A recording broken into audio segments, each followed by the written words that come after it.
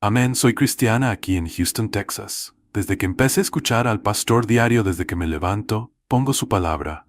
Dios lo bendiga a él, a su familia y a su iglesia. Bendiciones. Poderosa palabra del Señor, Él es mi camino, mi verdad y mi vida. Pido al Señor una fe sana, mucha sabiduría para seguir adelante el resto de mi vida dándole la honra y gloria por siempre. Amén. Miles de bendiciones para todos mis hermanos de este medio y vida nueva. Gracias Padre bendito mi Cristo Jesús, sé que eres dueño de todo, papi, el cielo y la tierra. Gracias por tu bendita palabra, gracias por estos grandes hombres que instruyes para hablar tu verdad. Dios lo bendiga, pastor, hoy y siempre. Amén. Hablamos acerca del concepto de la palabra la verdad. ¿Os acordáis? Y vamos a poner ahí un momentito en la pantalla de la iglesia las 5 bendiciones que fluyen a través de conocer y experimentar la verdad en nuestra vida. Pienso que no hay mayor privilegio, mayor bendición que decir yo he conocido la verdad, ¿sabes? La he experimentado en mi vida. Como tenemos ahí en el texto central de la iglesia, conoceréis la verdad y la verdad os hará libres. Dijimos que la verdad nos ayuda a ordenar nuestros pensamientos.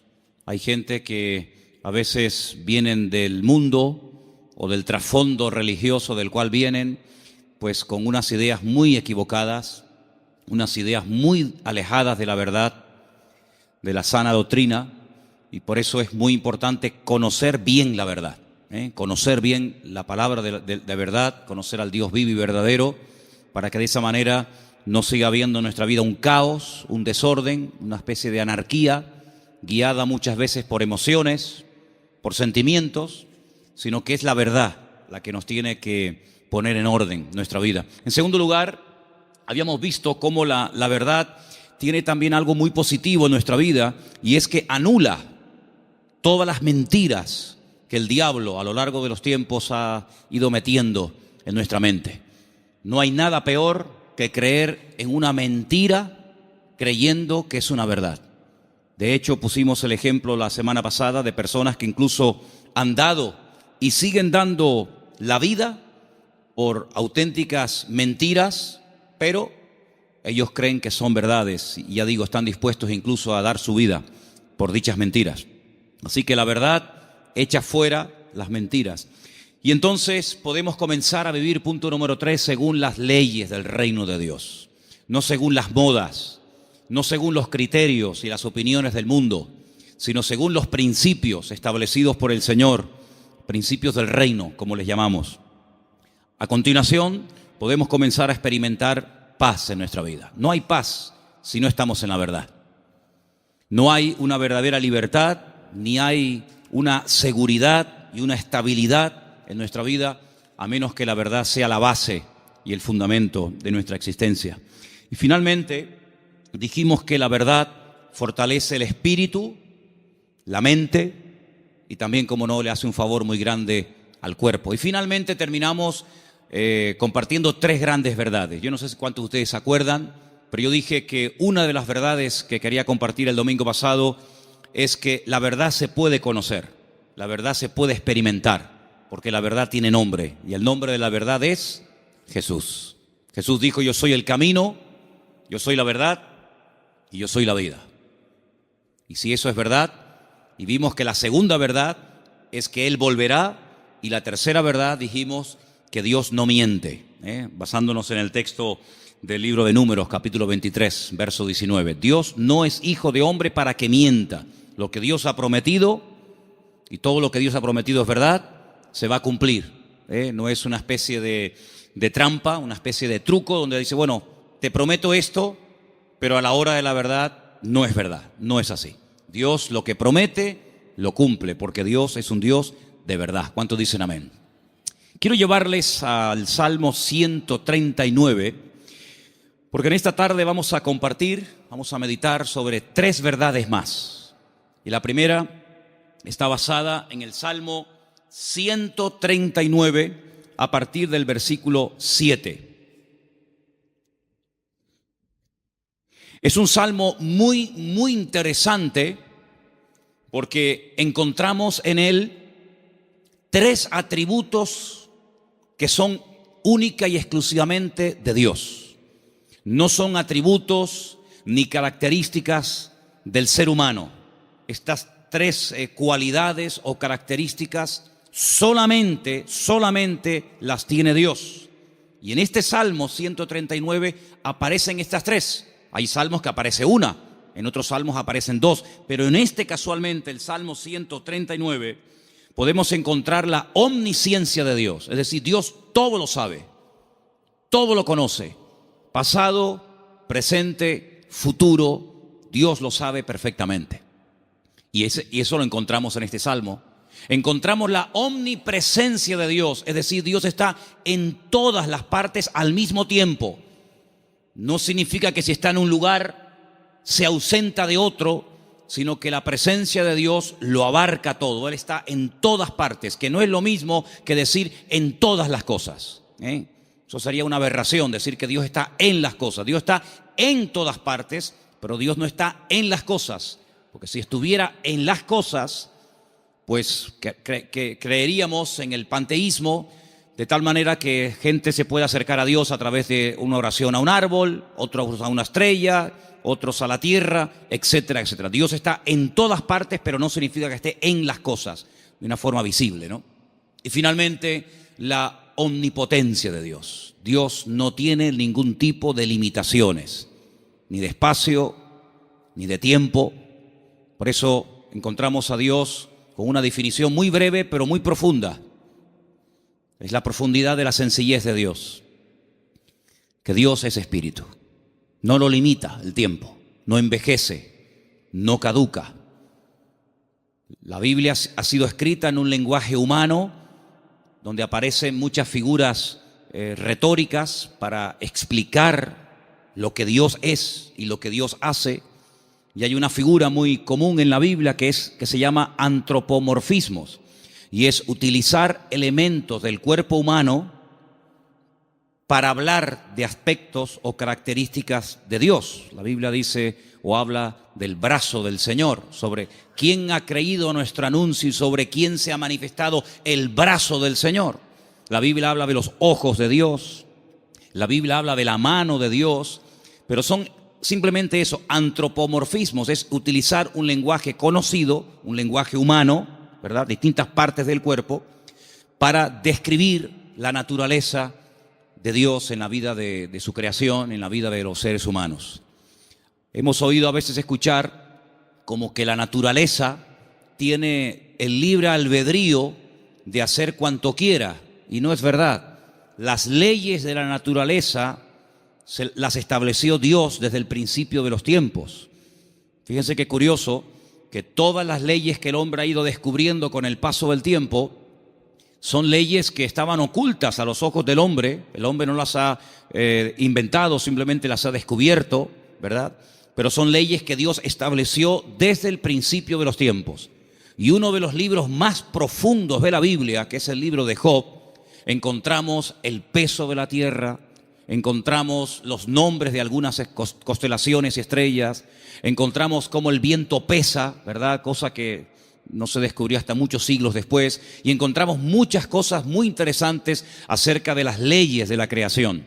Alguien dijo que lo creado es una manifestación de las ideas y de la voluntad de Dios hechas realidad, ¿vale? Dios hablaba y su palabra se materializaba. Poder que no transfirió al hombre, imagínense. Es un poder es un poder que solamente se limita a él. Dios habla y lo que Dios ordena se materializa, se cristaliza, ¿sí? Sea la luz o sea cualquier otro elemento.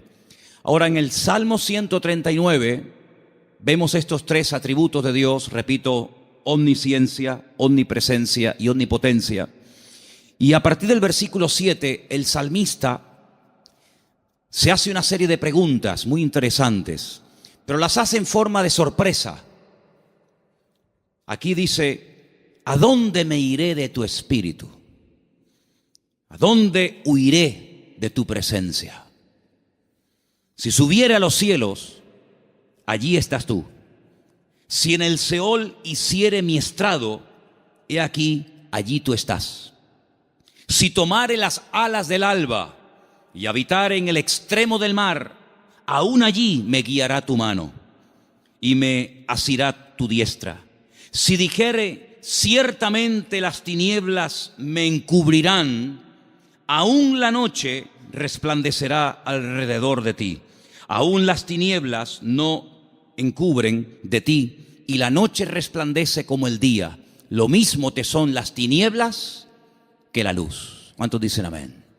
Ahora, en la Biblia encontramos a ciertos personajes que por las circunstancias que estaban atravesando no les quedó más remedio que huir y esconderse de las personas que querían quitarles la vida. Por ejemplo, piensen en Moisés. Cuando él tenía 40 años, dice la Biblia que él para mediar en una disputa, en una pelea, dice que él se levanta contra un egipcio y lo mata y lo oculta. Pero aparentemente se ve que su crimen, su asesinato no quedó, digamos, oculto. Y al día siguiente alguien le dice, ¿me vas a matar a mí como ayer mataste al egipcio? Y esto le produjo un pánico, le trajo un miedo tan grande a Moisés, que dice que tuvo que huir al desierto. Y se ve que no lo encontraron. Se ve que el faraón, que a lo mejor intentó encontrarlo, fue todo en vano, porque pasó 40 años en el desierto y la Biblia no dice en ningún momento que a Moisés lo localizaron y lo llevaron a Egipto y lo sentenciaron. Por lo tanto, supo huir y se escondió, pero tuvo que huir. Tenemos, por ejemplo, el caso de David. David es un joven que recibe el llamado de Dios, la unción, el respaldo de Dios siendo muy joven. El profeta Samuel derrama sobre él aquel cuerno lleno de aceite que tipificaba la unción que él tendría el día de mañana para ser el segundo rey de Israel.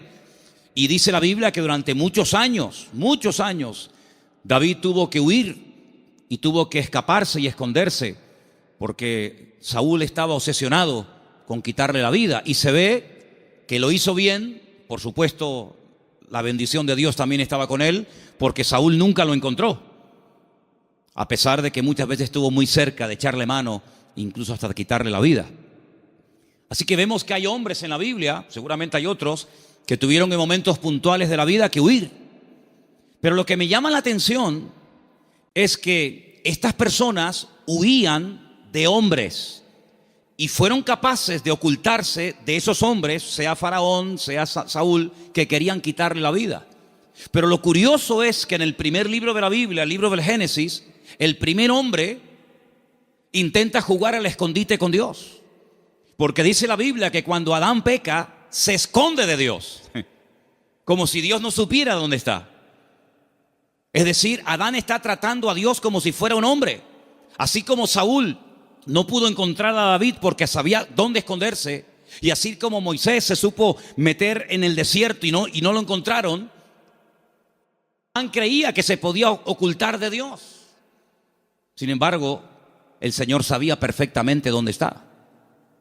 Me llama la atención que cuando leemos el libro del profeta Jonás, en el capítulo 1, dice la Biblia que él recibe un llamamiento para ir a predicar a una tierra extranjera, a la capital del imperio de Asiria. La ciudad se llamaba Nínive, pero él no quería ir, porque él sabía que si la gente se exponía a la palabra y se arrepentían, Dios los iba a perdonar. Y como él no quería que Dios los perdonara, sino que los castigara y los destruyera, pues dice, no voy a predicarles. Y como no van a tener la opción de arrepentirse, pues que se mueran. Y entonces dice que desciende a una ciudad que en la Biblia se llama Jope, pero que en la actualidad se llama Jaffa, y dice que toma un barco para huir de la presencia del Señor.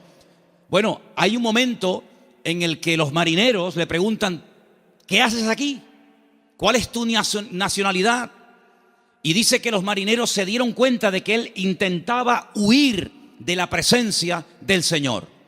¿Eso qué significa? Bueno, en ese momento, y hasta siglos más tarde, se creía que Dios donde estaba y donde Dios vivía y moraba era en Jerusalén, en el templo que estaba en el monte Moriah. Y cuanto más lejos me alejara de Jerusalén, y si encima me monto en un barco y me voy mar adentro, pues es como que la presencia de Dios la dejo atrás y Dios pues no me encuentra.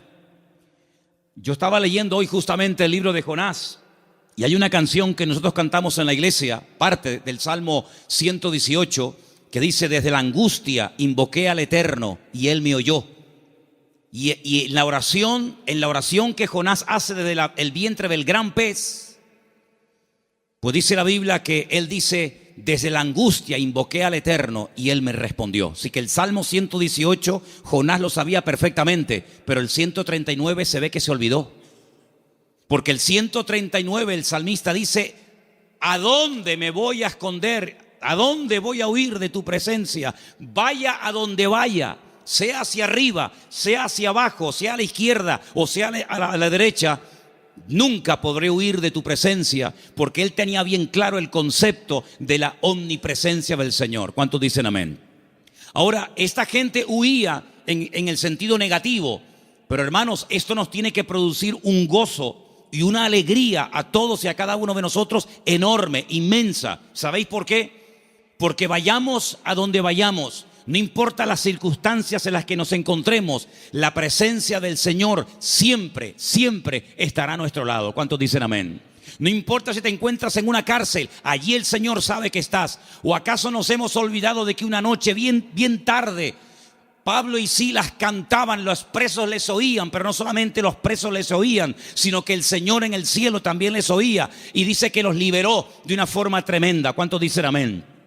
Dice la Biblia que cuando estaba en la tempestad, al día siguiente, cuando llevan ya más de 20 días en ayuno, sin ver estrellas, sin ver sol, perdidos, desesperados en medio del mar Mediterráneo, se levanta el apóstol Pablo y dice: no tengan ningún temor, porque anoche estuvo en mi camarote el Señor y me dijo que si nos mantenemos unidos, nadie va a perder la vida. Luego lo vio en la cárcel y también lo vio en la tempestad.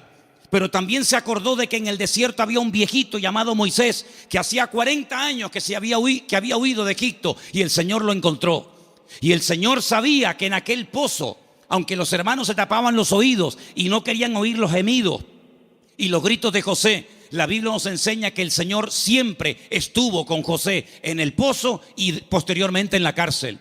No hay ni un solo lugar donde nosotros vayamos en esta vida donde el Señor no esté a nuestro lado, sino que incluso hay una promesa del Señor que nos dice: he aquí yo estoy con vosotros todos los días hasta el fin del mundo.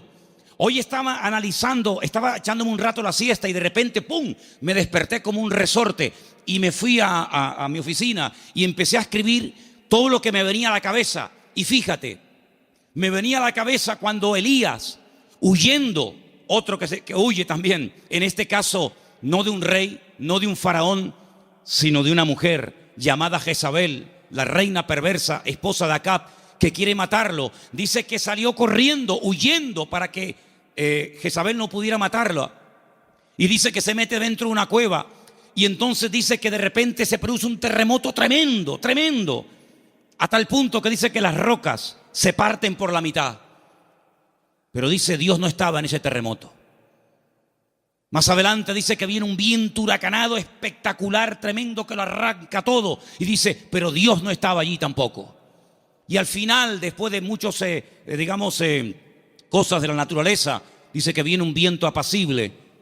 Y él reconoce que en esa calma y en esa quietud estaba el Señor.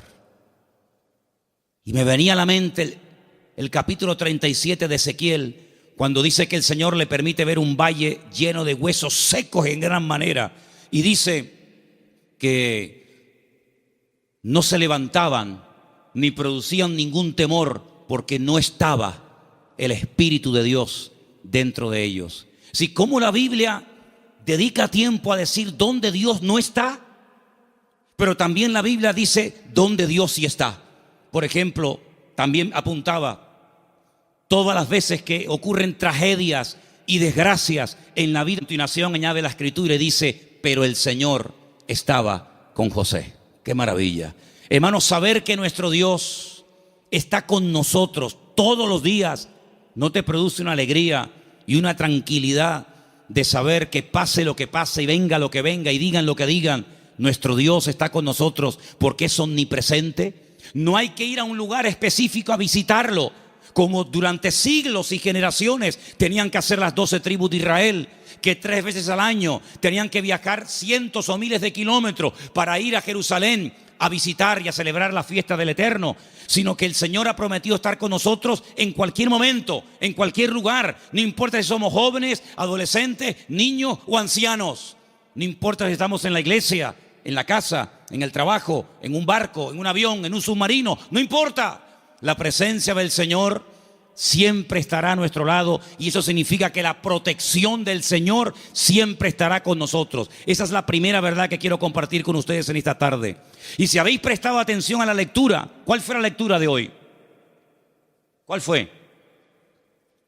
Salmo 121. ¿Cómo empieza el Salmo 121? Alzaré mis ojos a los montes. ¿De dónde vendrá mi socorro? Ay, amigo, cuando tú estás donde empezaban los peregrinos que iban a Jerusalén a celebrar las fiestas, cuando tú te pones en el principio de ese camino, allí en lo alto, en Galilea, y ves un camino estrecho, rodeado de unas montañas gigantescas, y te explican que en esas montañas se ponían los ladrones y las bandas armadas para robarle las ofrendas y los diezmos que iban a llevar al templo a Jerusalén.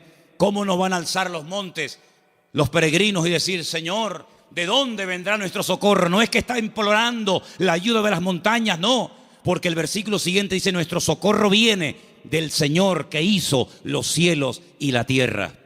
No dará tu pie resbaladero, ni se dormirá el que te guarda. Él guardará tu salida y tu entrada desde ahora y para siempre. ¿Cuántos dicen amén? Hermanos, en estos tiempos en los que estamos viviendo, es importante que nos recordemos cada día: el Señor, la presencia del Señor, la cobertura del Señor está a mi lado. ¿Cuántos dicen amén? Dile a que está a tu lado: el Señor está con nosotros porque es un Dios fiel. Aleluya. Esa es la primera verdad que tenemos que tener presente en nuestra vida. Primera de Juan 5:18, primer versículo que nos van a leer en esta tarde. Primera de Juan, capítulo 5, verso 18. Presten atención, por favor. Sabemos que todo aquel que ha nacido de Dios no practica el pecado, pues aquel que fue engendrado por Dios le guarda, y el maligno no le toca. El maligno, la promesa que dice, el maligno no le toca. ¿A quién no le toca? Al Hijo de Dios. ¿Y por qué no le toca? Porque está protegido. ¿Por quién? Por aquel que lo engendró. Nuestro Dios no solamente está, sino que está para defendernos, está para guiarnos, está para bendecirnos. No está dormido y hay que despertarlo, como en algún momento el profeta Elías les decía a los profetas de Baal: griten, griten, levanten la voz. Tal vez vuestro Dios está de camino, o está dormido, o cansado, se ha ido de viaje. Sino que nuestro Dios está a nuestro lado, pero no de una forma pasiva, indiferente, sino que está a nuestro lado para pelear nuestras batallas y defendernos. ¿Cuántas veces hemos mencionado el pasaje de cuando el profeta Eliseo, no Elías, Eliseo, se encuentra rodeado de enemigos y su criado Giesi se lo comenta y le dice: estamos rodeados, nos van a matar? Y el profeta Eliseo ora para que el Señor le abra los ojos espirituales a su criado incrédulo Giesi, porque le dice: más son los que están con nosotros que los que vienen contra nosotros. Y entonces él pudo ver por los ojos de la fe cómo la presencia del Señor estaba alrededor de aquella casa, y aquellos que venían a matarlos al final quedan ciegos y ellos los tienen que guiar hasta salir de la ciudad. Hermanos, ese es nuestro Dios, un Dios que ha prometido estar con nosotros todos los días. Estemos también nosotros con Él todos los días. ¿Cuántos dicen amén? Segunda y gran verdad que quiero compartir en esta tarde: el poder inmenso, ilimitado del nombre del Señor Jesucristo. Marcos, capítulo 16, versículo 17 al 18. Presten atención, por favor. Y estas señales seguirán a los que creen. En mi nombre echarán fuera demonios, hablarán nuevas lenguas, tomarán en las manos serpientes, y si bebieren cosa mortífera no les hará daño. Sobre los enfermos pondrán sus manos y sanarán. Todo cuanto se menciona ahí con una connotación milagrosa: echar fuera demonios, hablar lenguas, orar por los enfermos, etcétera, etcétera, todo va precedido por el nombre de Cristo, en mi nombre, en mi nombre, en mi nombre. El Señor Jesucristo nos enseña en la palabra que cuando oramos los creyentes, tenemos que orar en su nombre. Firme la oración. No oramos en nuestro nombre. No nos acercamos a Dios con nuestros méritos, sino que oramos en el nombre del Señor Jesucristo. Y en el libro de Filipenses, el capítulo 2, nos da una pincelada, una explicación del poder tremendo de ese nombre. Presten atención. Después de humillarse, después de despojarse de toda su gloria y dignidad, después de haberse hecho siervo y estando en la condición de hombre, se humilla hasta lo sumo y muere de una forma terrible como era la muerte de cruz, y haciéndose obediente hasta la muerte. A continuación de eso dice: por lo cual Dios lo exaltó hasta lo sumo, a lo máximo, y le dio un nombre sobre todo nombre. Y ahora escucha versículo 10: para que en el nombre de Jesús se doble toda rodilla de los que están en los cielos, en la tierra y debajo de la tierra, y toda lengua confiese que Jesucristo es el Señor, para gloria de Dios Padre. El poder del nombre de Cristo, no somos conscientes de lo poderoso que es mencionar ese nombre. Los demonios huyen y tiemblan cuando se menciona el nombre de Jesucristo. Es un nombre de poder, es un nombre de autoridad. No hay nada ni nadie que se resista al poder del nombre de Cristo. Una vez escuché a un predicador que vino a Las Palmas hace muchos años. Había sido misionero en África. Y un día no se le ocurre otra cosa más que ir a una tribu de caníbales. Y dice que mientras dormía en una choza durante la noche, hay un momento en el que él se despertó y ve a un caníbal con un garrote a punto de darle un palo en la cabeza y matarlo. Dice que fue algo tan rápido, no había tiempo para decir: hermano, vamos a orar, espérate un momentito. Dice que solamente dijo: Jesús. Solamente mencionó el nombre del Señor. Y dice que se le cayó ese garrote de la mano a este hombre y salió corriendo.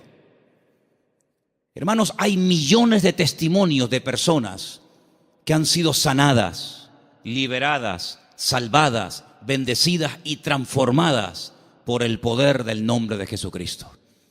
Es un nombre que tenemos que utilizarlo cuando oramos, cuando hacemos cualquier cosa: conducir, estudiar, trabajar, salir, entrar. Porque no solamente es una sugerencia, no solamente es una propuesta, una idea que les lanzo, sino que es un mandamiento bíblico. Vamos a leer en Colosenses 3:17. Fíjense cómo la Biblia nos enseña lo que estoy diciendo en esta tarde. Colosenses 3:17, por favor. Y todo lo que hacéis, sea de palabra o de hecho, hacedlo todo en el nombre del Señor Jesús. Todo. Dando gracias a Dios Padre por medio de Él. Todo lo que hacéis, todo lo que habláis, hacerlo todo en el nombre del Señor Jesucristo. Cuando se monten en el coche a conducir: Señor, en tu nombre pedimos que nos traigas y que nos lleves de regreso a casa con tu paz y con tu bendición. Cuando vayas a un examen, cuando vayas a prepararte para hacer un examen o estudiar: Señor, yo me preparo, yo estudio, yo memorizo, pero yo pido que en tu nombre este examen salga bien, Señor. Cuando vas a trabajar o cuando vas a buscar trabajo, cuando vas a dormir, cuando vas a levantarte, todo lo que hacemos y todo lo que decimos, dice: hacedlo todo en el nombre de nuestro Señor Jesucristo. ¿Cuántos dicen amén? Y vas a ver cambios, vas a ver algo diferente en tu vida, porque ese nombre es un regalo, permítame la palabra, que Dios le ha dado al creyente, a sus hijos, a su pueblo, a su iglesia, para que lo use. El Señor Jesucristo le dijo un día a sus discípulos: no habéis recibido nada porque no os habéis atrevido a orar en mi nombre, pero a partir de ahora todo lo que pidáis en mi nombre os lo daré, para que mi Padre sea glorificada en esa petición. ¿Cuántos dicen amén? Así que esta es la segunda verdad que tenemos que interiorizar en nuestra vida. Tenemos un nombre, hermanos, un nombre de autoridad en el cielo, en la tierra donde vivimos ahora mismo y aún debajo de la tierra. Un nombre que no tiene limitaciones de ningún tipo. Pues vamos a usarlo. porque la Biblia dice que es el regalo del Padre al Hijo, un nombre que es sobre todo nombre, para que en ese nombre se doble toda rodilla de los que están arriba en el cielo, en la tierra y aún debajo de la tierra, y toda lengua confiese que Jesucristo es el Señor, para gloria de Dios Padre. Dice también en un versículo que vamos a leer a continuación, en Proverbios 18:10, nos pone un ejemplo gráfico de la protección que proporciona el nombre del Señor, el nombre de Dios. Proverbios 18:10, por favor. Torre fuerte es el nombre del Señor. A él correrá el justo y será levantado. Torre fuerte es el nombre de nuestro Señor, y a él correrá el justo y será levantado. Leía en el día de ayer una historia cuando un tal Abimelech quiere matar a un montón de gente y dice que se dirige a la ciudad donde están las personas que él en un principio quiere aniquilarlas. Esto lo pueden ver en el capítulo 9 del libro de Jueces. Y dice la Biblia que en esa ciudad había una torre donde la gente de la ciudad, las mujeres y los niños se metieron, subieron a lo alto de la torre y allí se escondieron, y dice que no les pasó nada. Yo no sé si el salmista se inspiró en esa historia para escribir estas palabras. Torre fuerte es el nombre de nuestro Dios. A él correrá el justo y será salvado en el tiempo de la angustia, en el tiempo de los problemas. Así que, hermanos, les animo a que en esta semana, no en vano, porque fijaros que sagrado es el nombre del Señor, que hay un mandamiento de los 10, del decálogo, hay uno que curiosamente hace referencia a su nombre: no tomarás el nombre de tu Dios en vano. Pero bueno, una cosa es no tomarlo en vano y otra cosa es no tomarlo nunca. Por lo tanto, cuando menciones el nombre del Señor, que la gloria, una vez obtenida la respuesta a esa petición o a esa necesidad, que la gloria no sea para ti, sino que la gloria se la lleve el Señor. ¿Cuántos dicen amén? Hay también una tercera verdad que quiero esta tarde, y para los que no estuvieron, el otro día aquí en la iglesia, el día jueves, en la carta de Pablo a Tito, una carta pequeñita que está por ahí por el Nuevo Testamento, ustedes la tienen también, no les quepa la menor duda.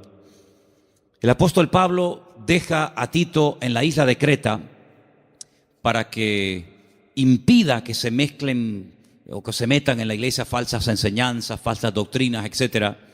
Y una de las cosas que el apóstol Pablo le decía a este joven pastor es que en la iglesia tiene que haber, a nivel de cuerpo, una sana doctrina, y que el liderazgo, los ancianos que él iba a nombrar para que ocuparan cargos de responsabilidad en la obra, tenían que ser personas con una serie de características. Algunas eran prudentes, con paciencia, serios, sobrios, etc. Pero lo que me llamó la atención es que dice, y el liderazgo tiene que tener una fe sana.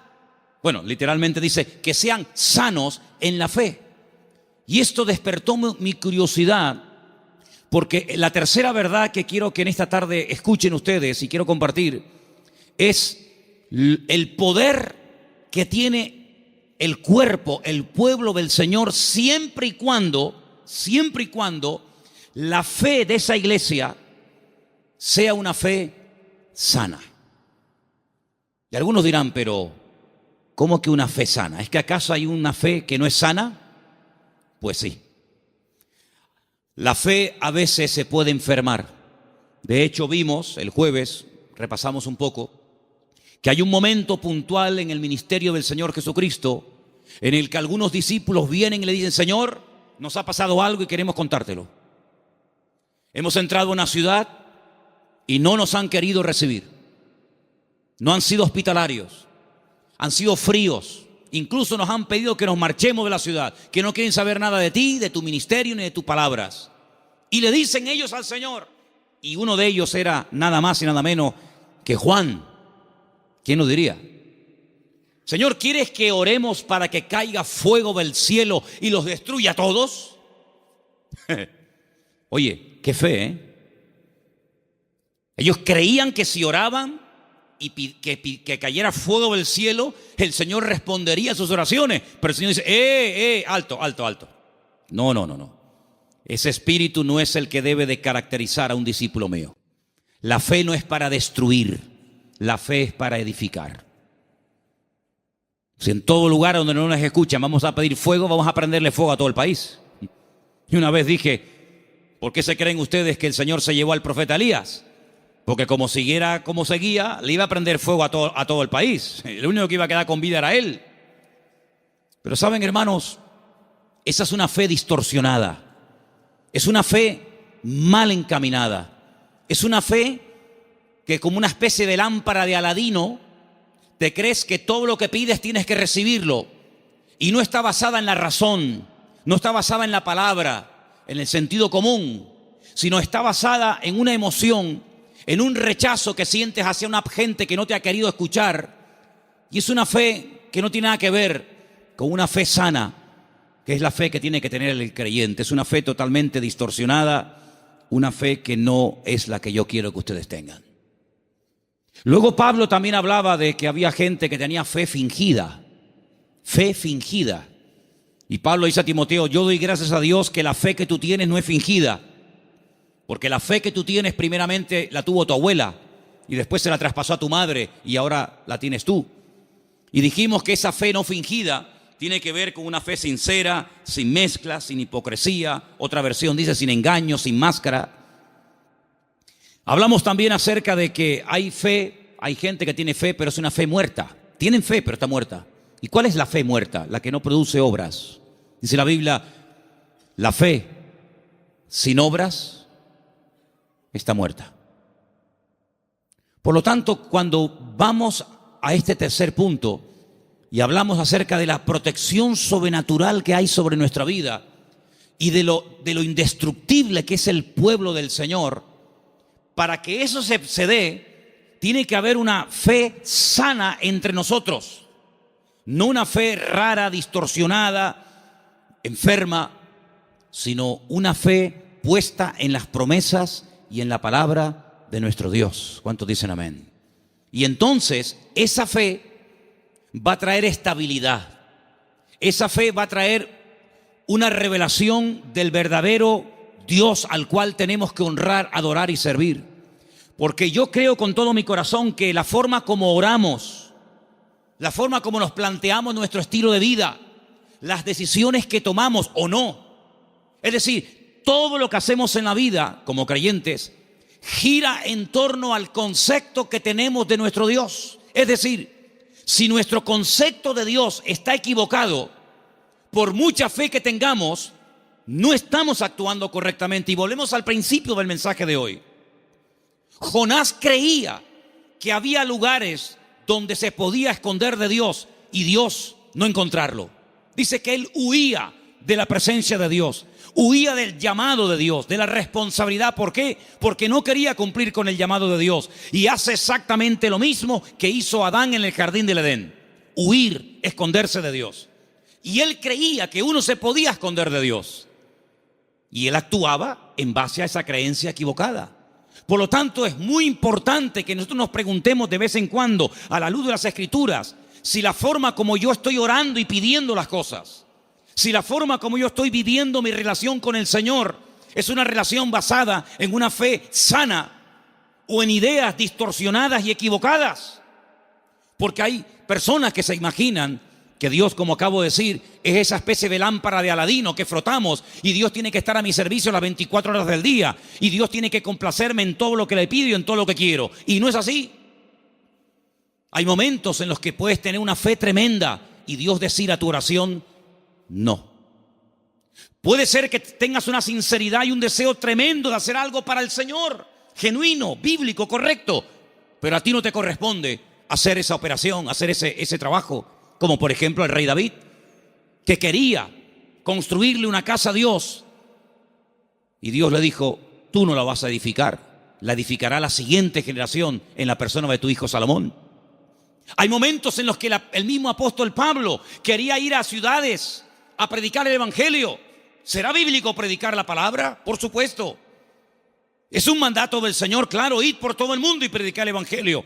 Pero también hay que decirlo que hay momentos en los que el Pablo quería ir a ciertos lugares a compartir y el Señor le decía, no, ahí no, No, en Bitinia no. Bueno, pues me voy a Misia. No, ahí tampoco. Y uno dice, pero Señor, ¿no es tu voluntad ir a predicar a todas partes tu palabra? Sí, pero cada sitio y cada persona tiene su momento y tiene su lugar. Y ahora no es el momento de ir aquí, ahora es el momento de ir allá. Y Pablo, que era sensible a la voz del Espíritu, Pablo, que era una persona que se dejaba tratar y moldear, pues no era un niño caprichoso con la pataleta que cuando no le das la chupeta se pone a montarte un lío tremendo, sino que decía, bueno, pues si no es por aquí, será por allá. En otras palabras, no se venía abajo, no se derrumbaba, no se desanimaba, sino que él seguía probando, hasta que al final encontró el lugar idóneo donde el Señor quería llevarlo y usarlo. Por lo tanto, es muy importante que la iglesia interiorice esta verdad. El Señor nos quiere usar. Tenemos que cumplir con nuestras responsabilidades. Por supuesto que sí, pero ¿estaré yo preparado para eso que quiero hacer? La Biblia nos enseña que cuando José era un joven, ya él sabía lo que Dios quería hacer con su vida. Yo creo que pecó un poco de imprudente. Abrió su corazón a sus hermanos. Tal vez lo mejor hubiera sido abrírselo solamente a su padre, pero él le abrió su corazón a sus hermanos, le contó los sueños que había tenido y se buscó la ruina de su vida. Bueno, después al final, lógicamente, sabemos que el Señor utilizó todo aquello y lo convirtió en algo positivo, ya lo sabemos. Pero hermanos, él tuvo que esperar desde el momento que recibe la revelación de la voluntad de Dios para su vida, hasta que él ve que eso se cumple, pasaron muchos años, pasó mucho tiempo. ¿Por qué? Porque el Señor tenía que tratarlo, y tenía que prepararlo, y tenía que capacitarlo, y lo tuvo que hacer pasar por situaciones terribles, terribles. Pero en todas y en cada una de ellas aprendió lecciones que lo marcaron para toda la vida. Y cuando llegó el momento, el Señor lo levantó y el Señor lo utilizó. Por eso, amados hermanos, ¿en qué momento, en qué etapa del camino te encuentras? Sin embargo, cuando le escribe el apóstol Pablo a Timoteo, le dice: Timoteo, Dios no nos ha dado espíritu de cobardía. Probablemente estaba pasando por un momento de temor frente a semejante responsabilidad. Pablo dice: Dios no nos ha dado espíritu de cobardía y no te tienes por qué avergonzar de mis cadenas. Cuando te pregunten dónde está tu apóstol Pablo, dónde está el fundador de la iglesia, no te avergüences de mis cadenas, da testimonio de ellas. Y te recuerdo que tienes que cumplir con tu ministerio. Y te recuerdo que tienes que predicar la palabra a tiempo y fuera de tiempo. Y te recuerdo que tienes que cuidar tu salud. Y te recuerdo que no le des lugar a los comentarios de la gente que te menosprecian por la edad que tienes, etcétera, etcétera, etcétera. En otras palabras, ¿por qué Él exige que sufra? Sufre, pelea, predica, con ganas y sin ganas, a tiempo y fuera de tiempo. ¿Por qué? Porque sabe que está en una etapa de la vida en la que a Él se le puede exigir, pero a otras personas Pablo no les exigía tanto. ¿Por qué? Porque no habían llegado al nivel y a la madurez que Pablo entendía que Timoteo ya tenía. Por lo tanto, en base a tu conocimiento, en base a tu madurez, en base al desarrollo que tú tienes en el Señor, se te exigirá más o se te exigirá menos. Pero todo creyente que forme parte del cuerpo de Cristo, el cual llamamos iglesia, tiene que asumir las responsabilidades que le corresponda. Y yo, por ejemplo, en esta tarde tengo aquí una pequeña lista de cosas en las cuales todos sí podemos, a pesar de que lleven poco tiempo o mucho tiempo, todos sí podemos cumplir con ellas. Por ejemplo, con la puntualidad. Yo doy gracias al Señor de que en esta iglesia, salvo raras excepciones, siempre se empiezan los cultos a su hora. ¿Sí o no? ¿No? ¿Dicen que no? Hemos estado en algunas iglesias donde el culto se ha empezado media hora tarde y durante la predicación aún sigue entrando gente. Y decirnos a algunos miembros de la iglesia: en esta iglesia siempre ha sido así, es imposible empezar un día a tiempo. Bueno, yo doy gracias al Señor de que por lo menos en eso no somos malos, ¿no? Sino que generalmente solemos ser puntuales. Cuando se propone o se expone a la congregación un proyecto, una idea o algo, generalmente un altísimo porcentaje de la congregación responde apoyando por dicha actividad o proyecto o lo que sea. En otras palabras, hermanos, la iglesia va a crecer en la medida en la que tú crezcas. La iglesia, cuando hablamos de iglesia, ¿qué es la iglesia? La iglesia eres tú, y tú, y tú, y cada uno de nosotros. Y la iglesia, ese concepto a veces tan abstracto, como dice la iglesia ¿qué es? Pues la iglesia eres tú.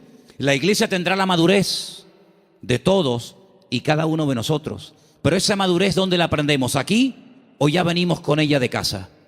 Después del culto hoy, queremos reunirnos unos poquitos minutos con los padres de los chicos que en este momento, ahora mismo, están en la escuela dominical. ¿Por qué? Porque una de las cosas que tenemos que entender es que la iglesia, por ejemplo, en los domingos, la escuela dominical, es un refuerzo a lo que teóricamente los niños ya aprenden de sus respectivos padres en el hogar. ¿Cuántos dicen amén?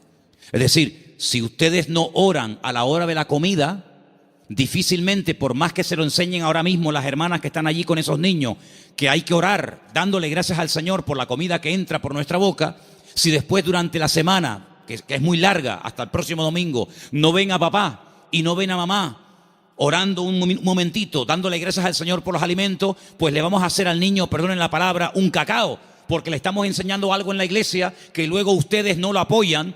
Es decir, que lo que aprendan aquí, luego vean la práctica en el hogar. ¿Cuántos dicen amén? Si, por ejemplo, un niño un día en una escuela dominical tiene una clase donde, por ejemplo, no sé, se le habla del perdón, pues que cuando lleguen momentos puntuales, pues que el niño vea que en casa la asignatura del perdón se aprueba con sobresaliente y no siempre con suspenso. Y simplemente quiero ponerles un ejemplo. Porque la tercera verdad que estoy tratando de compartir esta tarde es la importancia de la iglesia en el mundo y cómo la iglesia es indestructible siempre y cuando cumpla con los requisitos bíblicos establecidos por el Señor en su palabra. ¿Dónde aprendió José a perdonar, a reconciliarse, a llevarse bien con otras personas? ¿Dónde lo aprendió? ¿En Egipto? ¿En Egipto lo aprendió? No, lo aprendió en el hogar, lo aprendió en casa. Yo no sé, supongo que sí, ya es especular. Si algún día Jacob, que era su padre, explicó en casa el motivo por el cual se iban de un país a otro. Me imagino que sí. Yo me imagino que un día Jacob habrá juntado a Raquel, a Lea, a sus hijos y les habrá dicho: chicos, nuestro tiempo se ha terminado con el tío Labán. Volvemos a Canaán. Y quiero contarles algo. Hace 22 años salí de mi tierra y ahora volvemos. Pero hay una pequeña cosa que tengo que comentarles. Yo no vine aquí porque quería en el fondo venir. Yo vine aquí casi forzado por las circunstancias. Vine aquí porque el tío Esaú, vuestro tío, mi hermano, me quería matar. Y ahora volvemos y no sé lo que nos vamos a encontrar. La Biblia dice que él toma una serie de medidas muy particulares, por cierto. Fue haciendo diferentes grupos a las que menos amaba o con las que menos tenía, no sé, feeling, las fue poniendo por delante y él lógicamente se quedó atrás, con la que él realmente quería y con sus hijos. Y le llega la noticia de que el tío Esaú viene con 400 hombres armados hasta los dientes. Y entonces él se va a la montaña a orar y es allí cuando tiene un encuentro con el Señor que lo cambió para toda la vida, y es allí donde pelea con un ángel, y dice la Biblia que allí donde Dios le cambia el nombre de Jacob por Israel. Y al día siguiente llegó el momento de la verdad, amigo. Llegó el momento de a ver qué pasa. O se acaba todo o empieza todo. Y allí se va José con su padre, con sus hermanos, y allí dice la Biblia que Jacob y Esaú se abrazaron, se perdonaron, se reconciliaron y todo se solucionó. Y allí estaba José, la primera vez en su vida que veía al tito Esaú, la primera vez en su vida que veía algo tan impactante que sin lugar a dudas lo marcó, porque esa reconciliación entre el tío y su papá lo marcó de tal manera que años más tarde, cuando él es vendido por sus propios hermanos, cuando él se da a conocer a ellos y les revela su identidad y les dice: yo soy José, no tiene ni la más mínima gota de rencor, de remordimiento en su corazón, porque él aprendió de una forma objetiva lo que era el perdón y la reconciliación en su familia. ¿Y qué es lo que hace? Él después proyecta en los demás lo que en el hogar aprendió de una forma práctica. Por eso, amados hermanos, es muy importante que lo que ustedes aprenden en los cultos, lo que los niños aprenden en la escuela dominical, luego durante la semana se van a presentar muchas oportunidades para orar, para pedir perdón, para saber cómo reaccionar ante una situación. Y entonces ahí es donde tenemos que trabajar en equipo, porque la iglesia que entiende que no somos solamente iglesia cuando nos reunimos aquí en Garcilaso de la Vega, número 13, y cuando apagamos la luz y arrancamos los coches y cada uno se va a su casa, dejamos de ser iglesia. No, seguimos siendo iglesia. Seguimos siendo iglesia. No en un lugar físico como este. La iglesia ahora se divide para multiplicar. La iglesia que se divide dentro es una ruina. Pero la iglesia que fuera, cuando termina el culto, se divide y se lleva la bendición de Dios, se divide, entre comillas, para después multiplicar y para extender la luz del evangelio fuera. ¿Cuántos dicen amén? Por eso es muy importante que nosotros nos preguntemos y nos analicemos de vez en cuando cómo va el nivel de nuestra fe. Quiero ponerles un pequeño ejemplo de la Biblia, donde dice la palabra que un padre desesperado, un padre con un problema con un hijo que nada ni nadie puede solucionar, fue un día con toda la fe y con toda la sinceridad del mundo a pedir ayuda al Señor, pero el Señor no estaba. La Biblia dice que el Señor había pasado la noche en oración con 3 de sus discípulos en la montaña. Pero bueno, ya que estoy aquí, aprovecho para que por lo menos los discípulos del Maestro oren por mi hijo. Y fue un fracaso. No resultó. La palabra dice que cuando el Señor baja de la montaña, este padre va al Señor por fin y le dice: he traído mi hijo a tus discípulos y no han podido hacer absolutamente nada. Si tú puedes hacer algo. Increíble. Y el Señor le dice: si tú puedes creer, más bien. Y es cuando pide ayuda: Señor, ayuda a mi incredulidad. Menguó en la fe. En unas horas la fe pasó de creer que mi hijo tiene remedio a decir: si puedes hacer algo. Eso no es una fe sana. La fe sana es la que aguanta la prueba. La fe sana es la que se extiende. La fe sana es la que sabe reaccionar cuando dice el Señor no. Porque cuando dice el Señor sí, la fe se amolda y se adapta muy bien. Pero cuando el Señor dice no, es donde verdaderamente se prueba la fe. Por eso dije el jueves, y quiero volver a repetirlo porque para mí fue algo muy importante, y es que una fe que no va acompañada de paciencia se convierte en tormento. Por eso hay gente que dice: yo he orado, y como tú dices, Manolo, en el nombre de Cristo, y tengo fe, y lo creo, y además creo que es bíblico lo que estoy pidiendo, pero Dios no me responde.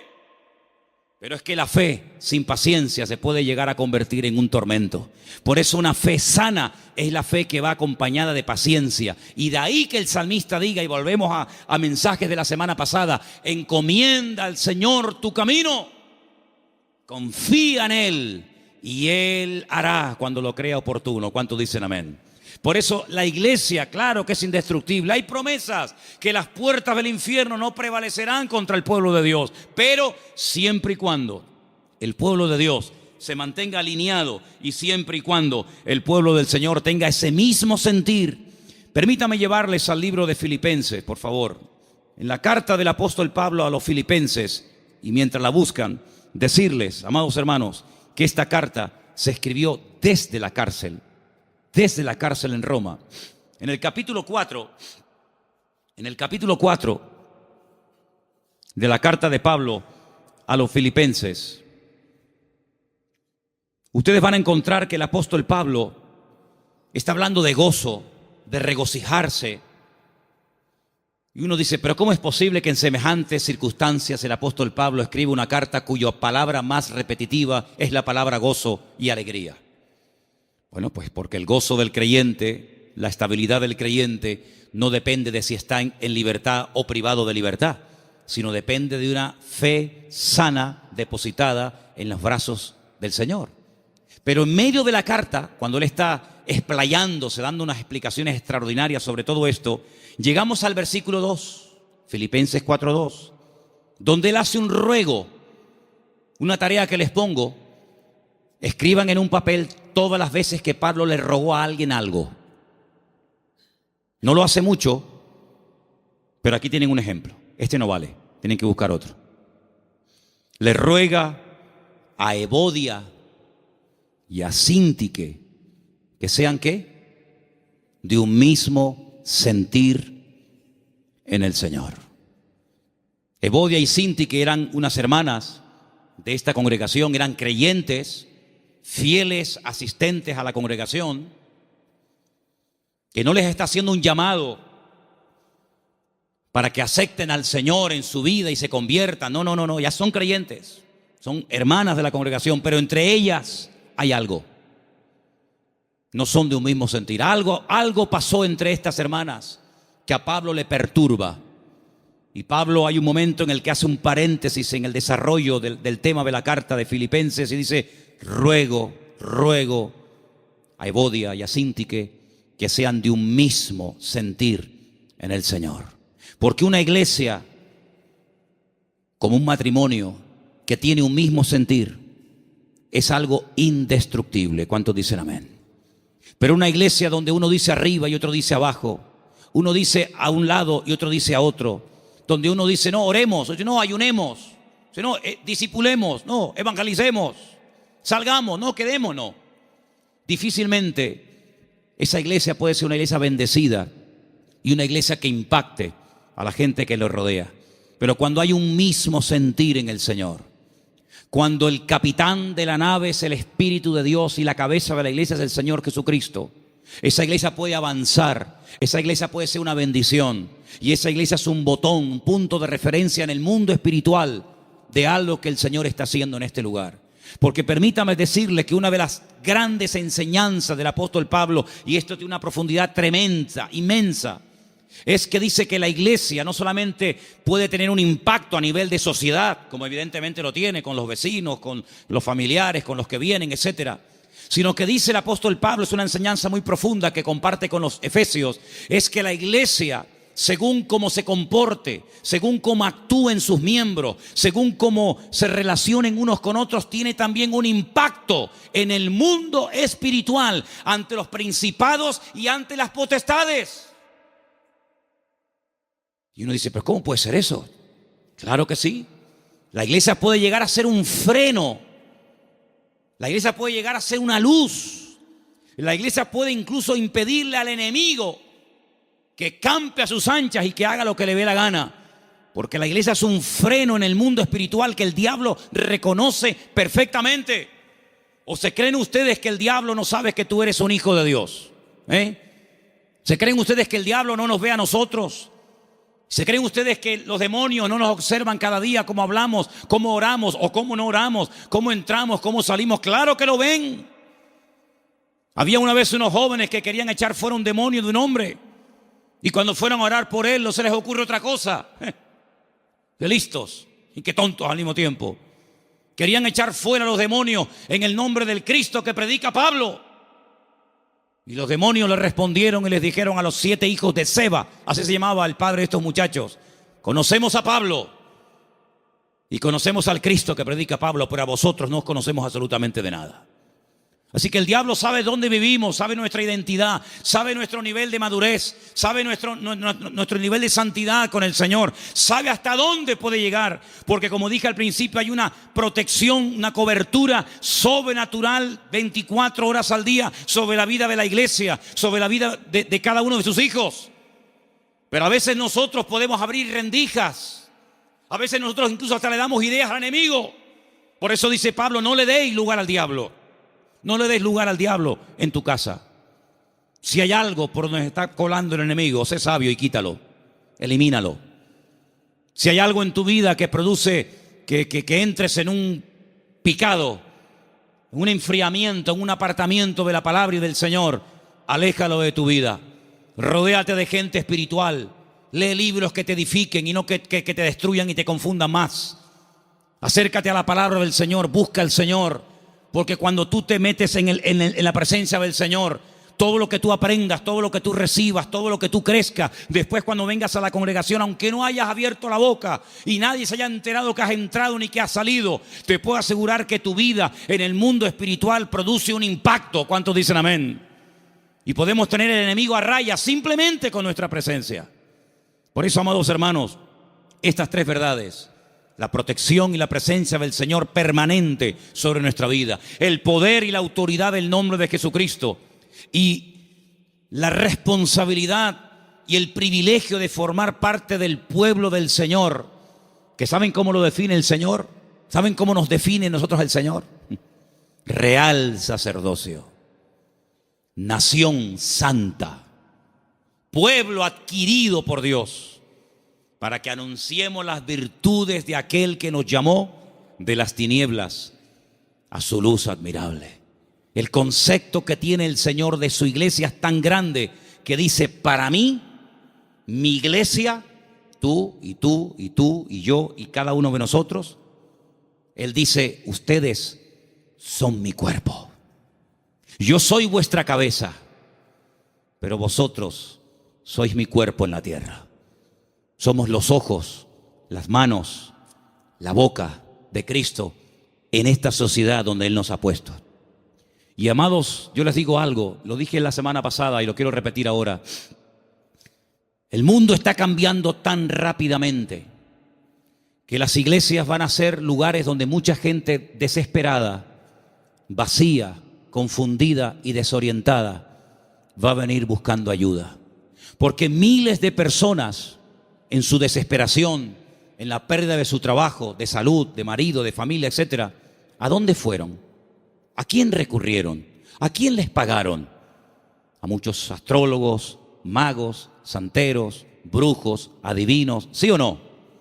Mucha de esa gente que se ha llevado tremendas desilusiones, mucha de esa gente que ha perdido dinero, mucha de esa gente que se han llevado una desilusión tremenda y han visto que no han obtenido resultados, sino ha sido lo peor. El Señor nos va a poner a cantidad de gente en nuestro camino y llegará el momento cuando tú tendrás que darte cuenta de que tu vida proyecta una imagen en la sociedad en la que vivimos. Espero que nos podamos representar dignamente los unos a los otros. ¿Cuántos dicen amén? Les quiero hacer una pregunta. ¿Cómo se sentirían ustedes si yo mañana viniera al púlpito con el pelo de color verde? ¿No les gustaría, hermanos, un cambio de look en el pastor? Unos tatuajes, unas cadenas, unos piercing. ¿Cómo se llama eso que se pone en las orejas? No, zarcillos no, lo otro. Dilataciones, unas dilataciones. ¿Qué les parece? Como que no, ¿verdad? Como que no. Tal vez a una parte, a un grupo de personas que digamos que se visten y actúan así, no sé, tal vez a lo mejor les haría gracia un tiempo que un señor ya de cierta edad llamado pastor se vista así. Pero son más los que dejaríamos de alcanzar que los que alcanzaríamos con esas pintas, ¿sí o no? Pues sabe una cosa, hermano, cuiden su imagen pública, porque usted, como hijo de Dios, tiene que dar una imagen sana y digna del Evangelio. No decimos, no, es que yo hago lo que me da la gana, porque yo lo siento así. Hermano, interiorice esta verdad en su vida. La forma como usted habla con sus compañeros de trabajo, con sus clientes, con los amigos en el barrio, con tus familiares, etcétera. En cierto sentido, tú eres un embajador del cuerpo de Cristo, de la iglesia del Señor, en medio de la sociedad en la que vivimos. Por eso cada vez que vayas a hablar, a decir algo, a opinar, a aportar algo, piensa en esto. Lo que voy a decir te glorifica a ti, Señor. Lo hago en el nombre de Cristo. Tú lo harías y estarías contento con la imagen que estoy proyectando de ti. Estas verdades